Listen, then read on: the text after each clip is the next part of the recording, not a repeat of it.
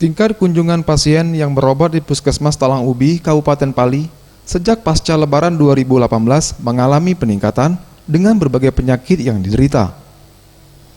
Dari data pihak Puskesmas Talang Ubi, sejak H+4 Lebaran, penyakit yang dominan diderita warga yang berobat yakni penyakit ISPA atau infeksi saluran pernapasan akut.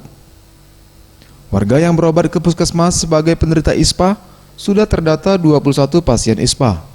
6 pasien harus dirujuk ke Rumah Sakit Umum Daerah Talang Ubi untuk mendapat perawatan medis lebih lanjut. Menurut Kepala Puskesmas Talang Ubi, Ferry Septarani, penyakit ISPA yang diderita warga diakibatkan faktor cuaca yang tidak menentu, sehingga mengakibatkan terserang batuk dan pilek. Rata-rata pasien ISPA anak-anak dan orang dewasa. Penyakit paling banyak itu ISPA, infeksi saluran pernafasan akut. Jadi batuk pilek yang paling banyak didominasi oleh anak-anak dan di bawah 45 tahun.